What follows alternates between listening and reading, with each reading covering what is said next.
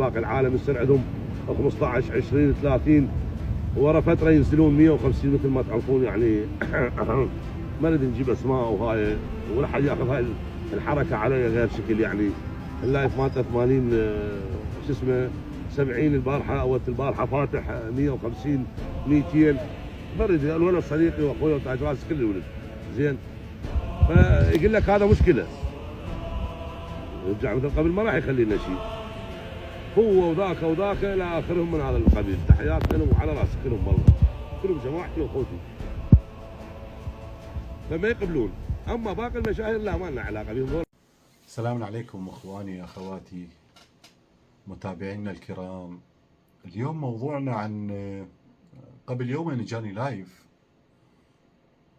دز لي احد الاخوه الاصدقاء، واكو واحد اسمه مقداد، ومع الاسف اسمه مقداد العراقي، ولو هي ماكو قياس بعد بالوقت الحاضر للاسف الشديد. يحكي عن لقاء كان لابو شاهين احد القنوات العراقيه، ويقارن نفسه. ما اعرف اذا كان، طبعا بالمناسبه اذا كان يقصد ابو شاهين فهذا الكلام راح يخصه هو، لكن بغض النظر حتى عن ابو شاهين، انا كنت اريد اشرح في يوم من الايام في لايف عن النكره هذا اللي اسمه مقداد البقه.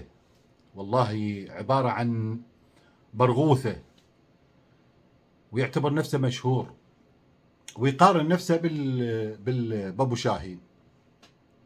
اولا خلينا اشرح لك، انت يمكن ولا يمكن خريج محو اميه، انت شو فهمك؟ حتى جملتين ما تقدر تجمعهن مفيده تفيد بيها الناس او تفيد بيها نفسك. عباره عن واحد، جماعه السعدون ولا باب شرجه، دول احترامات للناس الشرفاء، بس هذا من الناس المبتذلين ومن الناس السوقيين. يعتبر نفسه مشهور، بس هو العتب مو عليه طبعا. نرجع نقول من الاسف الذوق العام اللي وصل هالمرحله هذه اللي خلى هيك نماذج تقارن نفسها بالغير. اولا بس خلينا افهمك، ابو شاهين رجل اولا سيناريوست، ومو اليوم يطلع باللايفات، واذا طلع اتحداك في يوم من الايام حكاله على واحد، واتحداك اذا في يوم من الايام، وحتى كل الاخوان المتابعين يعرفون هذا الشيء، عمره ما نزل نفسه وقيمته يطلع ويا نسوان، واذا طلع يمكن مره مرتين فإله قصد بيها. لكن هو كمبدأ عنده رجل عنده حدود اخلاقيه، عنده حدود اخلاقيه بالتعامل مع الغير، خاصه حتى في لايفاته.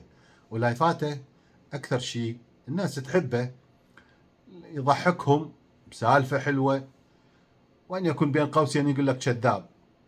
اولا هذا نوع من انواع يسموه الكذب القهري، ولو انت شو فهمك بهذا الشيء؟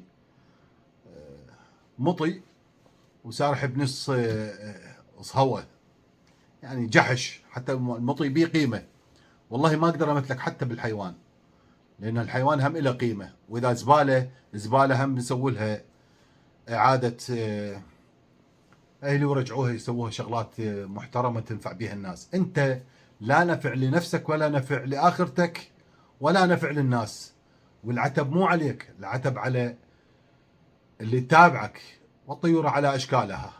ثقوا بالله، كل من يتابع هذا ويشجعه فهو انقص منه. ايش قد ما هو نقص، ايش قد ما هو رخيص، ايش قد ما هو نكره، فاللي يتابعه هو اخس من عنده واضرب منه. اولا يحكي ما اعرف اذا يعني قلت لكم يقارن نفسه بابو شاهين ويخافون عليه على اساس هو فد قيمه. لا تنطقي ما هواي للمال قيمه. الكم اخواني، بعض البشر مفطوم من البهيمه، وهذا عباره عن والله حتى قلت لكم حتى البهيمه لها قيمه. يقارن نفسه يعني من كل عقله، يعني هو انت شنو قيمتك؟ اول شيء شنو منفعتك للناس او للمجتمع؟ شنو لايفاتك؟ عباره عن اذلال، عباره عن تشهير بالفاحشه، يعني انسان سوقي، انسان قمه الابتذال، ناقص دين وناقص اخلاق، 24 ساعه سكران ونازل فلانه وعلانه. بس انت لو عندك عرض، هي شوف، هي نطفه، هي نطفه، ولو تطيح يطيح وياها البخت. بس انت لا عندك نطفه، وانا متاكد حتى اللي جابتك مع الاسف والله ما اريد اقول غير شيء.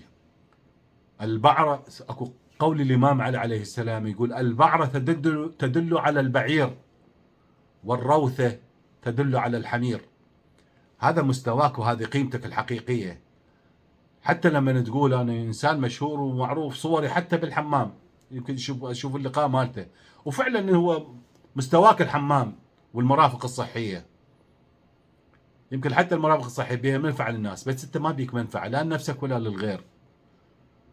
هي ارجع واقول المستحب هذا اليوم، المستحب هذا اليوم بكيل بصل صار تخبلت هاي الناس تركض ورا العار، وانت واحد من هالعارات، وكل من يتابعك فهو اخره منك وانقص منك، اللي انت عباره عن نقاسه.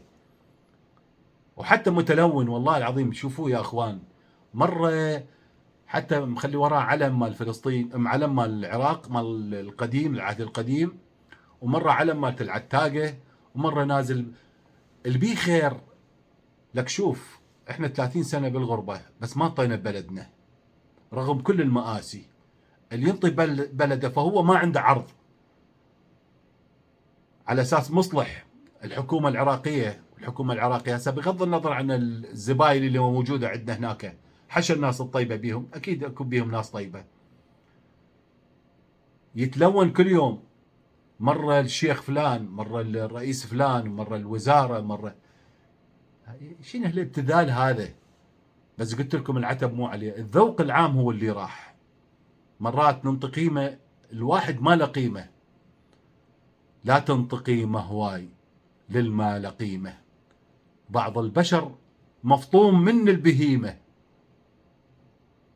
وبعدين انت، هو انا احكي وياك يمكن ماك فايده حتى بالكلام، لانه اكو ناس تحكي ويا الحياطين افضلك، يحكي لي يعتبر نفسه فد مشهور. انت شنو تقدمه للناس على مود انت مشهور؟ تعرف شنو معنى الشهره؟ تعرف هالكلمه هاي بين قوسين؟ هو مو كل واحد طلع شعيط ومعيط اللي طلع حسب السوشيال ميديا فد نماذج ما انزل الله بها من سلطان يعتبرون نفسهم فد شيء فد قيمه. ولك عيب انت ولا غيرك ولا حتى ذولا تشفع بيهم، الحبربش اللي وراك ذولاك الزبايل، والله زبايل مع الاسف. وقت خلى الواو صيت والشريف اللي جلته، وقت خلى الواو صيت والحرامي العلته، دنيا عوجه وبخت ماي مع الاسف. بس ارجع واقول هي نطفه، ولو تطيح يطيح وياها البخت. انت تقارن نفسك بابو شاهين؟ تعرف شنو ابو شاهين؟ لك ابو شاهين انسان فنان، انسان سيناريوست. جيب لي فنان عمره ابو شاهين ما نزل قيمته وطلع ويا ناس مو كفو، عمره ما نزل قيمته وطلع ويا نسوان، ولو هو حتى نسواننا هسه اللي موجودات هنا بالسوشيال ميديا ما انزل الله بها من سلطان. هالزبايل هذه حرام والله اسم العراق بيكم. 30 سنه احنا عايشين بس ما انطينا قيمه، ما ننطي غير القيمه الطيبه. بالمناسبه كان حتى احنا كعراقيين كان تصنيفنا لحد عام 2013 كان تصنيفنا تصنيف محترم كجاليه او كجاليات مغتربه بها منفعه بالاوسلندر امت، يعني كان لنا تصنيف رائع جدا من جهته هالزبايل هذه والعتب على المانيا اللي لفت هيك شكولات. انت ولا غيرك ولا هالنماذج هذه اللي مع الاسف الشديد كمان يقول احنا عراقيين اصليين. انت اصلي مع الاسف والله. حسبي الله ونعم الوكيل. واقول حتى جماعتك هذول المتسولين، الصيت مو شذلال، الصيت مو شذلال مسويها تشهير، اللي ينطي بضمير احساس من الله تدبير، سويها بس لله وانكر ذاتك، ومن تنطي خلها تكون زادت صيراتك. هذول ربعك اللي قاعد يسوون على اساس انه يساعدون الفقراء. اللي يساعد الفقير بينه وبين ربه. وراح انطيك مثل بسيط. كان الامام علي عليه السلام من ينطي يبتكر بالعطاء للناس، بحيث هذه ايده اليمين عن اليسار ما تعرف وين. ويقول له قنبر، يقول له يا مولاي ليش ما تعطي الناس؟ خلي الناس تشوفك، شوف انت ولا غيرك ولا ذول الزباين اللي تلتقي بيهم. شوف قول امير المؤمنين عليه السلام، يقول له والله يا قنبر اني اكره ان ارى في نفسي عز المسؤول، واكره ان ارى فيك ذل السائل. بس مع الاسف والله اخسر لو ردت تخسر، اخسر لو ردت تخسر، بس لا تخسر القصة. بيها البخت والنوماس وبيها ربك توصى. شوفوا اخواني اخواتي، شوفوا الاذلال على مود كم فلس ويعتبر نفسه فتشي قيمه هو على اساس مشهور.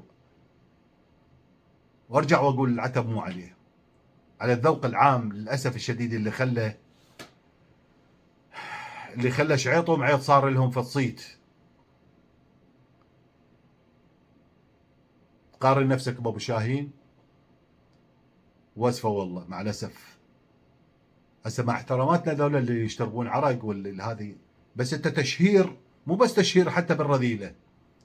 لا ذمه، لا اخلاق، لا جمله مفيده. وارجع واقول العتب على اللي يتابعك. ومع الاسف والله، اي والله مع الاسف.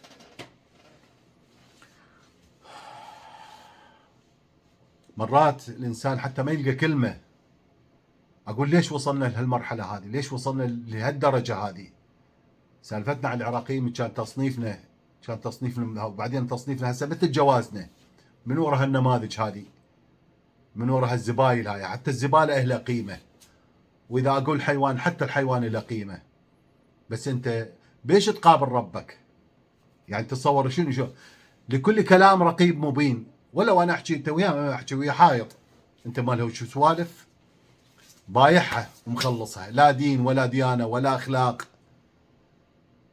وتطلع بعض النماذج اللي وياه والله مرات من اشوف القهر، يعني اقول مع الاسف، اقول انا عراقي، انت عراقي؟ مع الاسف عليك يا عراق. تحياتي للموجودين.